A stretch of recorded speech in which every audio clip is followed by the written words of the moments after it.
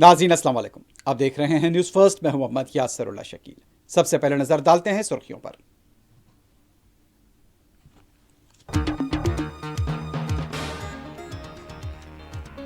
One nation one election bill के parliament में आज पेश न होने का इम्कान। दूसरे मसाइल पर हंगामों और शोरगुल का भी इम्कान।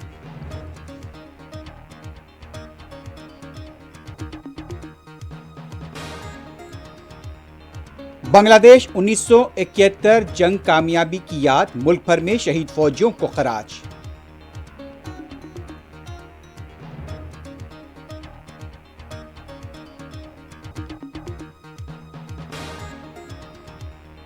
तेलंगाना असेंबली इजलास का आगाज, लगा चर्रा किसानों की गिरफ्तारी पर बीआरएस की तहरीक इल्तवा, असेंबली के बाहर नारेबाजी। तेलंगाना काबीना का भी आज दोपहर इजलास।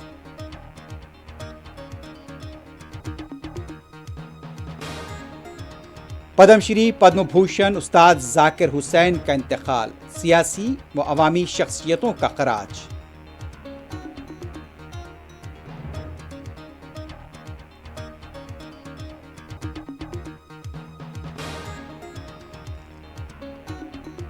Brisbane Gabba cricket test match में हिंदुस्तान का टॉप ऑर्डर फिर नाकाम, 40 रन के अंदर 3 विकेट गिर गए।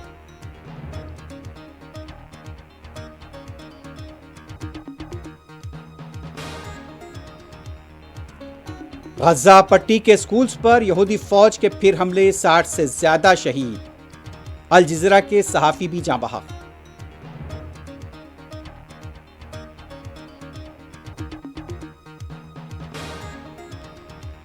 तमाम मुसल्लह ग्रुपों को तहलील कर दिया जाएगा, किसी के हाथ में हथियार नहीं होगा, अहमद अल जुलानी का खिताब।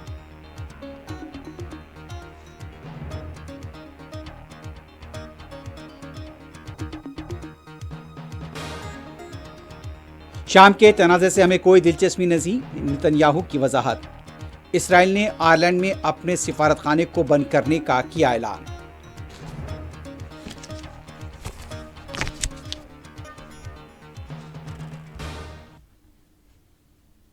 सुर्खियां आपने देखी है, बढ़ते हैं खबरों की तफसील की तरफ। सबसे पहले बात करते हैं पार्लियामेंट इजलास की।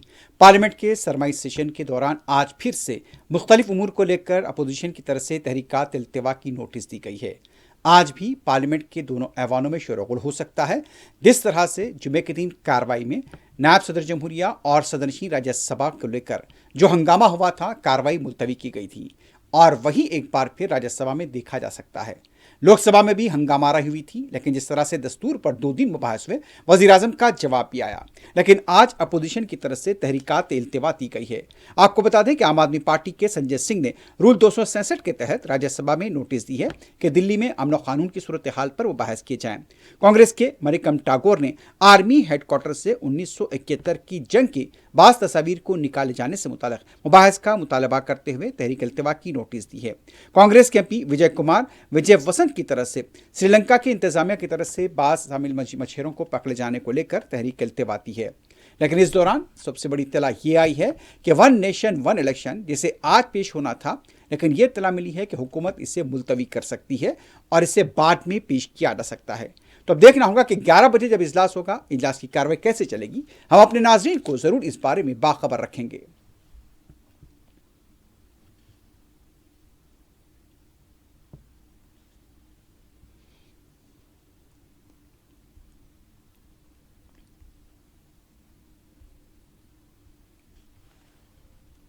1971 बांग्लादेश की जंग की कामयाबी की आज याद मनाई जा रही है। मुल्क के मुख्तलिफ मकामात पर शहीद फौजियों की यादगार पर फूल डाले जा रहे हैं। दिल्ली से लेकर मगरबी बंगाल, चेन्नई, मुंबई, हैदराबाद और दूसरे शहरों से भी खबर मिल रही है कि शहीद फौजियों को खराज पेश किया जा रहा है। इससे पहले सदर जमहूरिया द्रौपदी मुर्मू, वजीर आजम नरेंद्र मोदी की तरफ से 1971 की जंग में शहीद होने वाले फौजियों को खराज पेश किया गया है। इस सिलसिले में ये कहा गया है कि जिन लोगों ने अपनी जानें निछावर की हैं, उन्हें खराज पेश किया जाता है। वाज़ेह है कि 1971 की जंग में हिंदुस्तान का रोल नुमाया रहा था और उस जंग में पाकिस्तान को शिकस्त हुई थी। उसी की याद मनाई जा रही है और शहीद फौजियों को खराज पेश किया जा रहा है।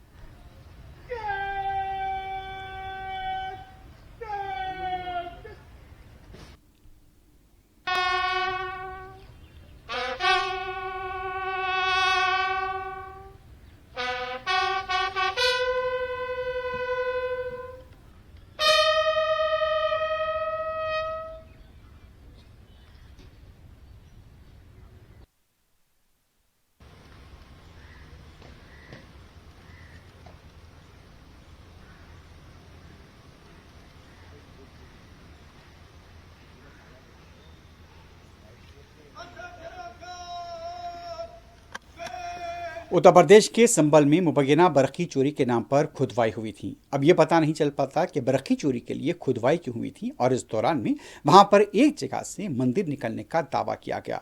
पुलिस के आला अहदेदार और डीएम की तरफ से वहां पर पूजा में शिरकत भी की गई थी और अब ये बताया गया है कि उस मंदिर के पास बाकायदा तौर पर रंग कर दिया गया है और यहाँ पर झंडे भी लगा दिए गए हैं और बाकायदा तौर पर मंदिर में पूजा का आगाज भी हो गया है। बताया जाता है कि शिव हनुमान मंदिर इसका नाम रखा गया है।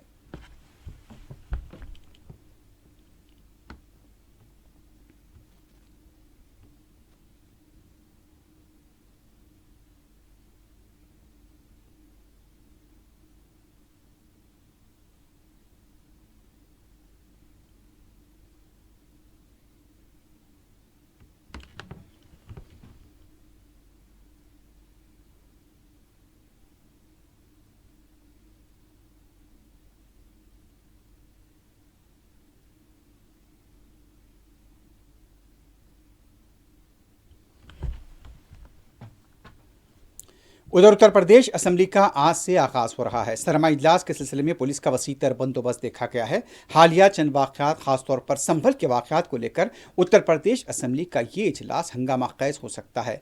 जिस तरह से समाजवादी पार्टी की तरफ से मुसलसल इस मामले को लेकर 2 लोग यहाँ पर शहीद हुए थे, 5 लोग, उनको लेकर मुआवजे का मुतालबा भी किया जाता रहा है। अब देखना है कि यहाँ पर लखनऊ में असेंबली के पास गैर मामूली सिक्योरिटी के इंतजाम किए गए हैं।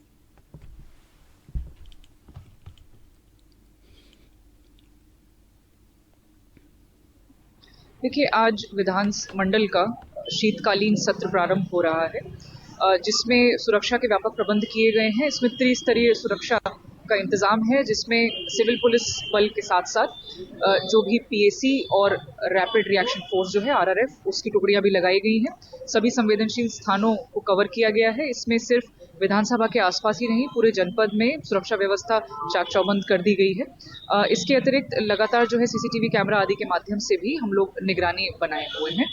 सभी गणमान्य जो जनप्रतिनिधिगण हैं, उनकी सुरक्षा और सुविधा दोनों का ही व्यापक प्रबंध किया गया है। मैम, इधर का जो आवागमन है उसको पूरी तरीके से बंद किया जाएगा जब अंदर लोग जाना शुरू होंगे। देखिए, यातायात के संबंध में जो दिशा निर्देश है वो मीडिया के माध्यम से प्रसारित भी किए जा चुके हैं। इसमें डाइवर्जन प्लान लागू किया गया है, जिसमें जन सामान्य के लिए कुछ देर के लिए डाइवर्जन भी यहाँ पर लागू करना पड़ेगा, ताकि सुविधा से सभी कन्वीनियंस से जो है विधानसभा सत्र प्रारंभ करवाया जा सके।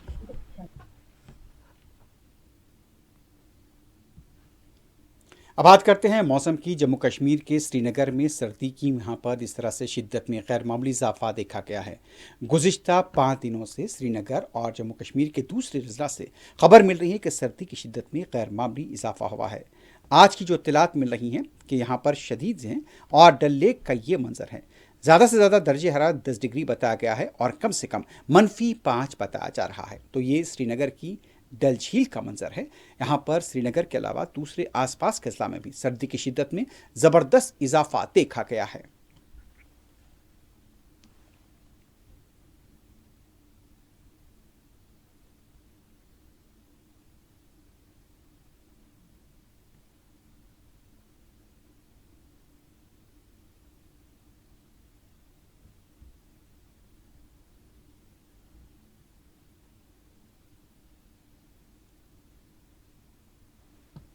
दूसरी तरफ उत्तर प्रदेश से भी खबर मिल रही है कि उत्तर प्रदेश के मुख्तलिफ अजला में सर्दी की शिद्दत में गैर मामूली इजाफा देखा गया है। सुबह के औकात में लोग आग सेकते हुए देखे गए हैं और कई मुकामात पर जो इत्तलात मिल रही हैं कि यहाँ पर कोहर के साथ साथ यहाँ पर शबनम देखी गई है। इस दौरान में इत्तलात मिली है कि मुरादाबाद के अंदर भी यहाँ पर सुबह के औकात में गहरा कोहर देखा गया है।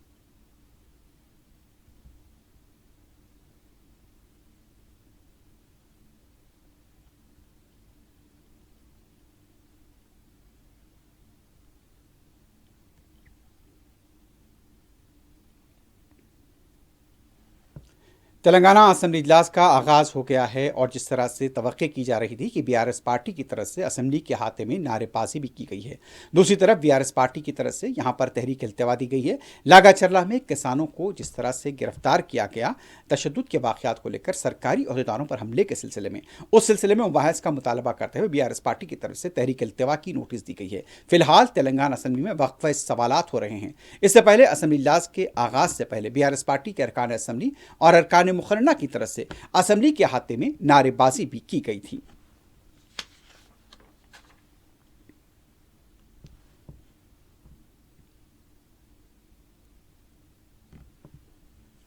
दूसरी तरफ आज दोपहर का तेलंगाना काबीना का इजलास तलब किया गया है। बताया जाता है कि आज के इजलास में अहम अमूर पर तबादला ख्याल होगा। कर्ज माफी से लेकर सरकारी स्कीमों पर अमलावरी और दूसरे अमूर पर तबादला ख्याल की इत्तला है। वैसे तो जिस तरह से देखा गया है कि तेलंगाना के अंदर फीस बाज अदायगी ठप होकर रह गई है, अखिलती इदारों में फंड्स जारी नहीं किए जा रहे हैं, कई मुलाजमीन को तनख्वाहें जारी नहीं हुई हैं। उसके साथ साथ कई ऐसे मुलाजमीन हैं जिसको लेकर कहा जाता है कि उनकी भी तनख्वाहें जो कि आउटसोर्सिंग के मुलाजमीन हैं उसको लेकर भी यहां पर सवाल हो रहे हैं। हाल ही में आशा वर्कर्स की तरफ से भी एहतजाज हुआ था और उनकी तरफ से अकतरीन तनख्वाह का मुतालबा किया गया था। अब देखना है कि यहां पर आज काबीना के इजलास में क्या फैसले लिए जाते हैं। राशन कार्ड का मामला अभी भी इल्तिवा का शिकार है।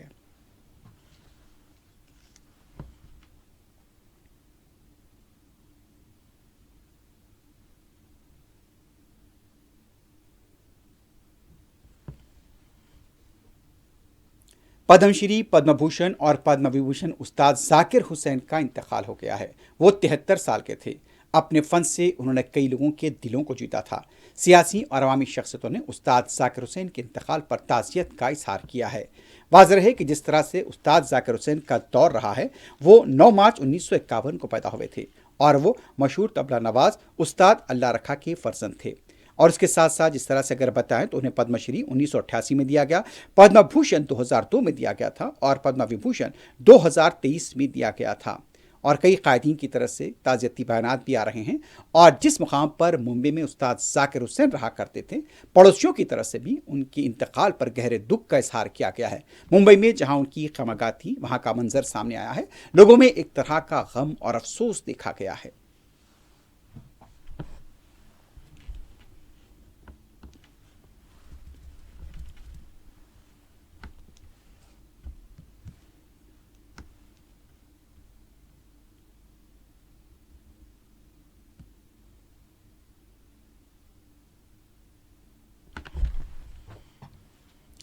अब बात करते हैं हैदराबाद के वेदर की, बात करते हैं मौसम की, बात करते हैं जिस तरह से आपने देखा कि श्रीनगर में किस तरह की सर्दी है और लखनऊ में किस तरह की सर्दी है। हैदराबाद में भी खासतौर पर तेलंगाना से जो खबर आ रही है, सर्दी की शिद्दत में अचानक इजाफा हुआ है।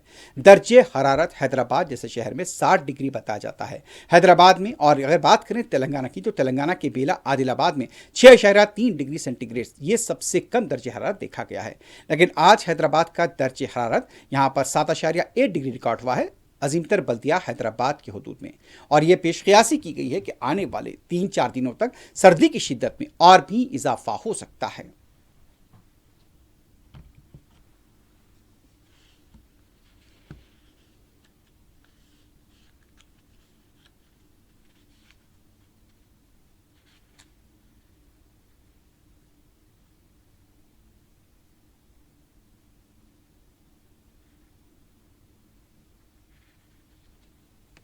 अब बढ़ते हैं मेलाफामी खबरों की तरफ। सबसे पहले बात करते हैं गाजा पट्टी की। गाजा पट्टी के स्कूल्स पर एक बार फिर यहूदी फौज की बमबारी हुई है और 24 घंटों के दौरान 60 से ज़्यादा लोगों के शहीद होने की इत्तलात मिल रही हैं।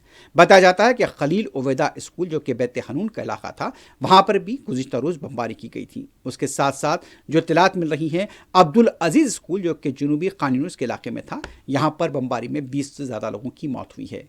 और उसके अलावा जैसा कि हमने बताया कि खलील उवैदा स्कूल बैत हनून के इलाके में भी बमबारी की गई थी। तो मुख्तलिफ इलाकों के गाजा पट्टी के अंदर यहाँ पर बमबारी की गई और इस बमबारी के बाद यहाँ आग लगी हुई देखी गई।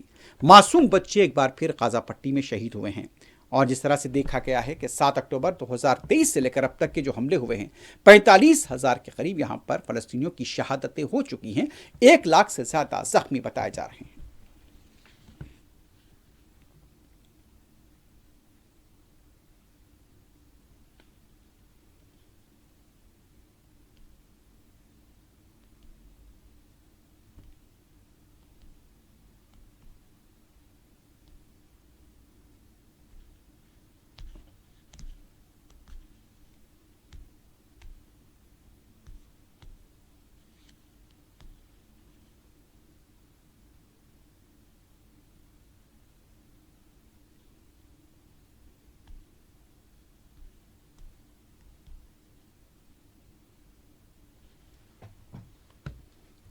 दूसरी तरफ यहाँ पर गाज़ा पट्टी के अंदर जब बमबारी हुई, नौमौलूद बच्चों की भी यहाँ पर कत्ल हुए हैं। कई मनाजिर सामने आए हैं, दिल दहला देते हैं, रुला देते हैं ये मंजर। मासूम बच्चे जिनका कोई कसूर नहीं था, यहूदी फ़ौज की बमबारी में मासूम बच्चे शहीद हुए हैं। नौमौलूद बच्चे जिनको पैदा हुए चंद दिन हुए हैं, लेकिन वो भी चाँ बहा हो गए। तो ये जुल्म है, दुनिया देखती है लेकिन खामोश तमाशा यहाँ पर देखा जाता है।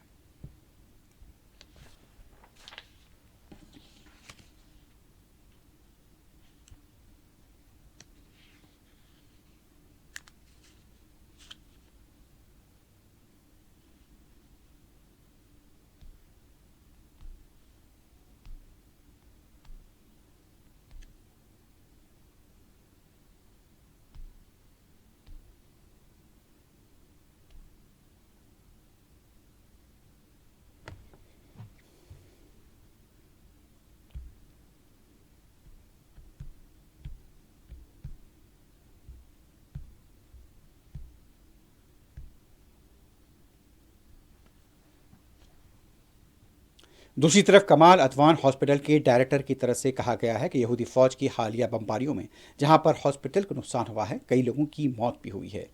डॉक्टर हुसाम अबू सफिया की तरफ से ये कहा गया है कि हालिया चंद दिनों के दौरान यहूदी फ़ौज ने जो हमले किए उससे हॉस्पिटल को ज़बरदस्त नुकसान हुआ है और इसके नतीजे में कई लोग जख्मी भी हुए और यहाँ पर मेडिकल स्टाफ भी यहाँ पर मुतासर हुआ है। इसके साथ साथ एम्बुलेंस ड्राइवर भी इन हमलों में यहाँ पर जख्मी हुए, जिनकी हालत नाजुक बताई जा रही है।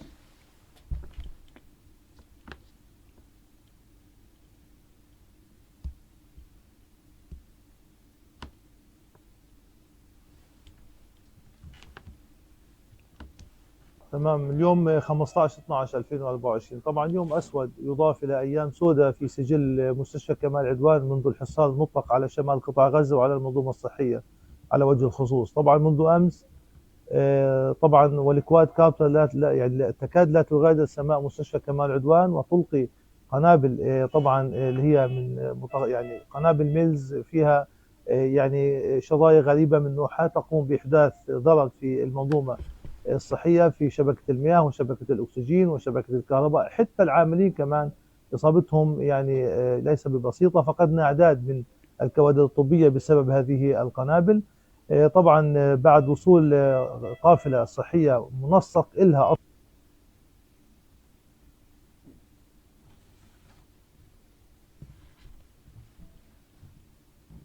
7 अक्टूबर 2023 से इसराइल मुसलसल गाज़ा पट्टी पर बमबारी कर रहा है।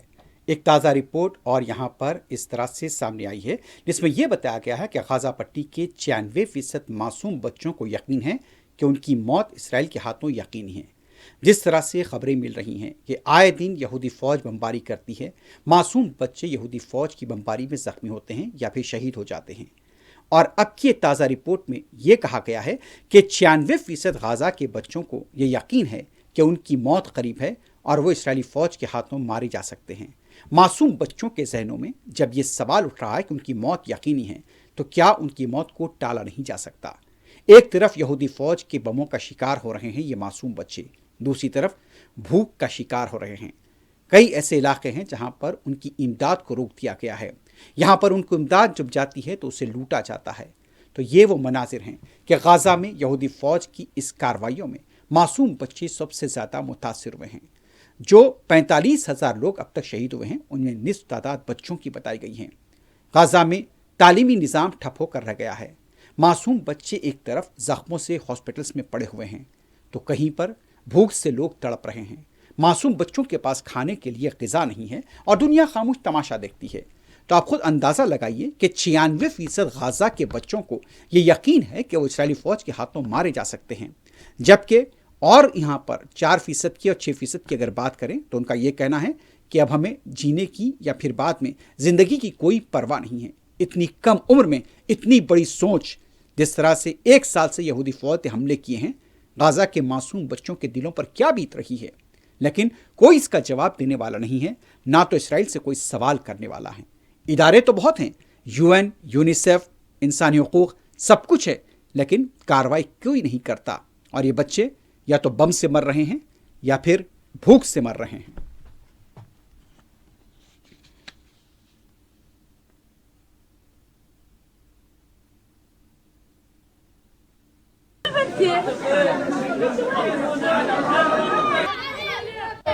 عالم ارحمونا يا عالم ارحمونا يا عالم ارحمونا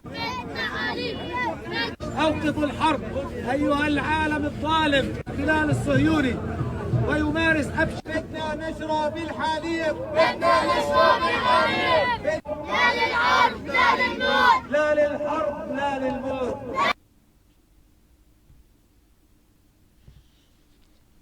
इसराइली फ़ौज की तरफ से वस्ती गाज़ा पर जो हमले किए गए हैं, अल जज़ीरा के सहाफ़ी भी शहीद हुए हैं।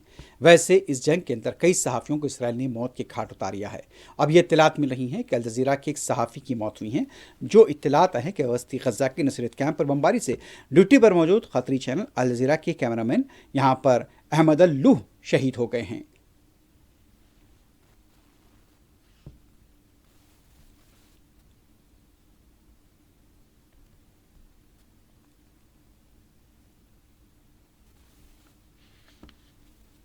उधर मगरबी किनारे के हेब्रोन और जरीन में यहूदी फ़ौज का क्रैकडाउन जारी है। बताया जाता है कि कई इलाकों में यहूदी फ़ौज ने गुज़िश्ता रात से आज सुबह तक क्रैकडाउन किया है और यहाँ पर बलाटा कैंप के पास जरीन में इसराइल की तरफ से कई बुलडोज़र यहाँ पर इंफ्रास्ट्रक्चर पर चला दिए गए हैं।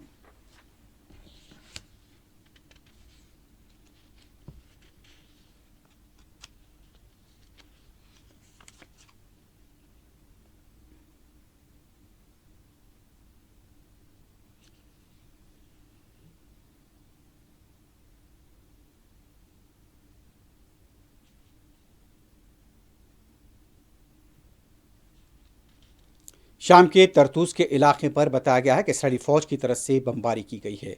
इस इलाके से अभी जानी नुकसानात को लेकर कोई इत्तला नहीं मिली है, लेकिन यह बताया गया है कि गुज़िश्ता दोपहर से लेकर रात तक तरतूस इलाके पर यहूदी फ़ौज ने सिलसिलावार बमबारी की है।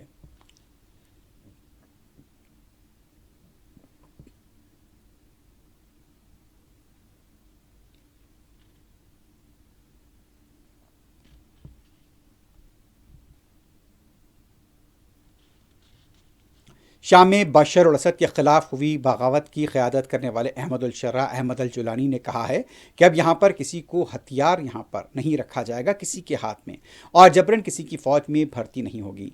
उनका यह भी कहना था कि यहाँ पर तमाम मुसल्ह ग्रुपों को तहलील कर दिया जाएगा और तमाम रियासत के हाथ में कोई हथियार नहीं होगा। शाम में अब जबरी भर्ती नहीं होगी। उन्होंने इस बात की भी तस्दीक की कि शाम में तनख्वाहों में 400% इजाफा करने के लिए काम का मुताला किया जा रहा है।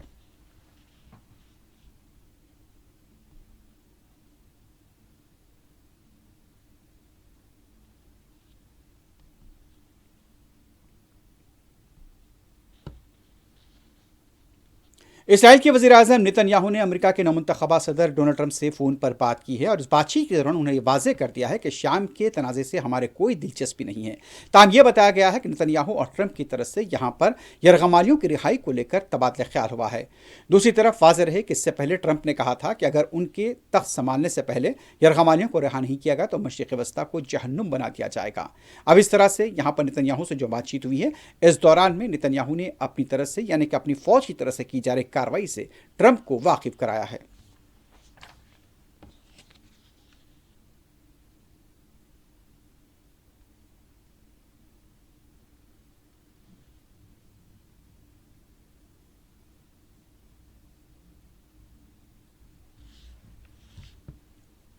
एक तरफ इसराइल की तरफ से कई मकामात पर हमले किए जा रहे हैं तो दूसरी तरफ शाम के गोलान के इलाके में यहूदी बस्तियों की तामीर के एक नए मंसूबे को खतियत दे दी गई है। बताया जाता है कि इसराइल ने इतवार के रोज़ आबादकार बस्तियों को तोसी देने के एक नए मंसूबे को मंजूरी दी है। यह तोसी गोलान के मकबूजा पहाड़ियों के इलाके में कायम की जाएंगी। शाम की बताया गया है कि यहाँ पर इख्तिदार की तब्दीली के बाद मौजूदा मंजरनामे में इसराइल की तरफ से ये नया फैसला गैर मामूली बताया जा रहा है।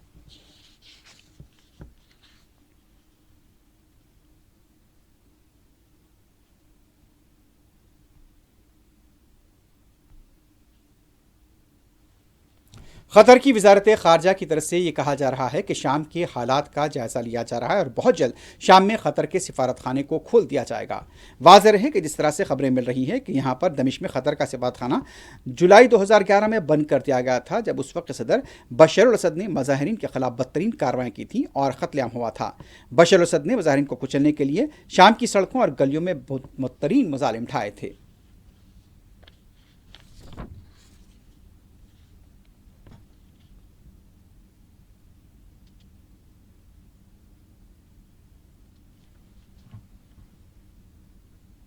गाजा के फ़लस्तीनियों पर जिस तरह से इसराइल जुल्म कर रहा है उसको लेकर आयरलैंड की हुकूमत की तरफ से यहाँ पर इसराइल को मजम्मत का निशाना बनाया गया था।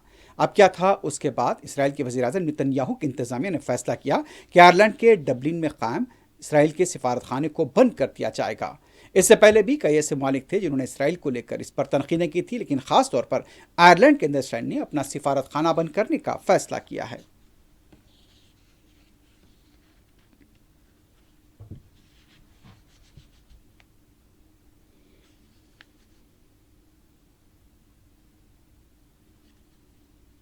अमेरिका के नवंतखबा सदर डोनाल्ड ट्रंप 20 जनवरी को इक़्तिदार संभालते ही तकरीबन कई लाख अफराद को मुल्क से बदर करेंगे।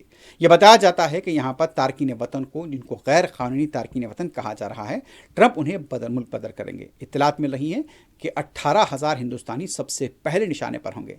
वैसे हिंदुस्तान के कई लोग ट्रंप की हिमायत करते रहे हैं, लेकिन पहला निशाना हिंदुस्तान के लोग ही बनने जा रहे हैं।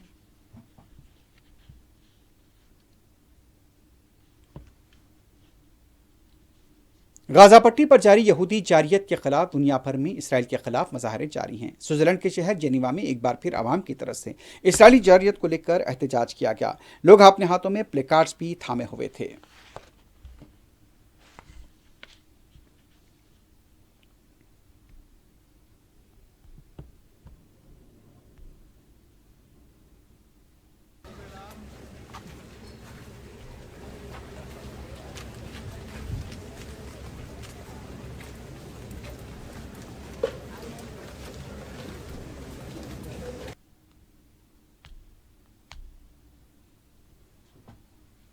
फ्रांस में आए समंदरी तूफान और सैलाब के बाद 11 लोगों के मारे जाने की इत्तला मिल रही है। कई इलाके यहां पर पानी में डूबे हुए देखे गए। बचाव और राहत कार्य के काम जारी हैं। तूफान चीडो की तरफ से गैरमामूली तबाही हुई मुख्तलिफ हादसों में 11 लोग हलाक हो गए हैं। 220 किलोमीटर हवाओं से दरख्त वहां पर उखड़ गए हैं। घरों की छतें उड़ गई हैं। सरकारी इमारतों, हॉस्पिटल्स और सैकड़ों खंबे, मकानात और यहाँ पर दरख्तों के गिरने से गाड़ियों को नुकसान हुआ है। यहाँ तक कि हॉस्पिटल्स में भी पानी जमा देखा गया है। बचाव और राहत कार्य के कामों में तेजी देखी जा रही है।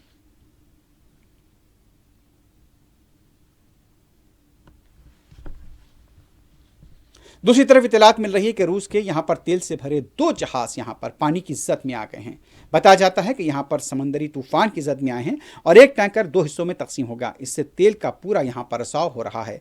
रूस के तेल से भरे 2 बहरी जहाज़ों के लिए समंदर अबनाए कृष्ण में तूफान की जद में आने की इतला है, लेकिन अभी तक जानी नुकसानात को लेकर कोई इतला नहीं मिली है।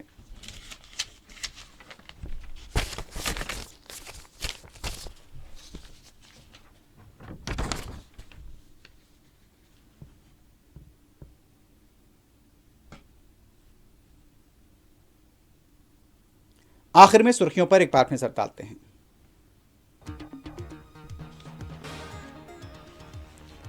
One nation one election bill के पार्लियामेंट में आज पेश न होने का इम्कान। दूसरे मसाइल पर हंगामे और शोरगुल बरकरार रह सकते हैं।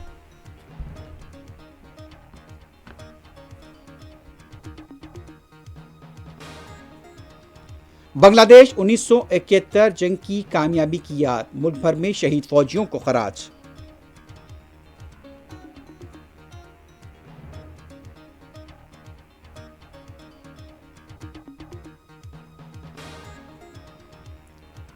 तेलंगाना असेंबली इजलास का आज से फिर आगाज। असेंबली के बाहर बीआरएस पार्टी का एहतजाज। लागा चरला किसानों की गिरफ्तारी पर तहरीक इल्तिवा की नोटिस। तेलंगाना काबीना का भी आज दोपहर अहम इजलास।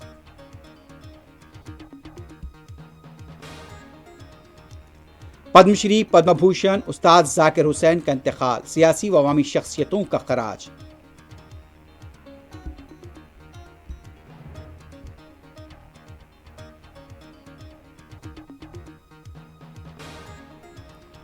ब्रिस्बेन गाबा क्रिकेट टेस्ट मैच में हिंदुस्तान का टॉप ऑर्डर फिर नाकाम। 40 रन के अंदर 3 विकेट गिर गए।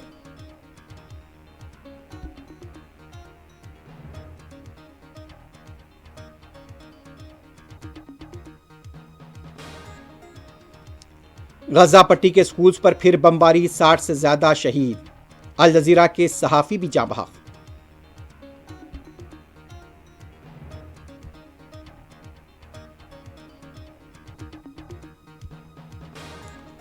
तमाम मुसल्लह ग्रुपों को तहलील कर दिया जाएगा। किसी भी रियासत के हाथ में हथियार नहीं होगा। जबरन फौज में भर्ती नहीं होगी। अहमद अल जुलानी का खिताब।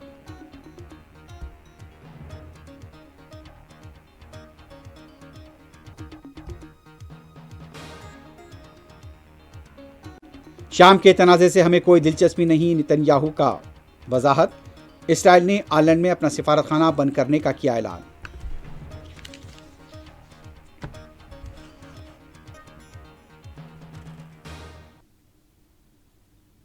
इसी के साथ ही न्यूज़ फर्स्ट अख्ताम को पहुंचती है। अल्लाह हाफ़िज़।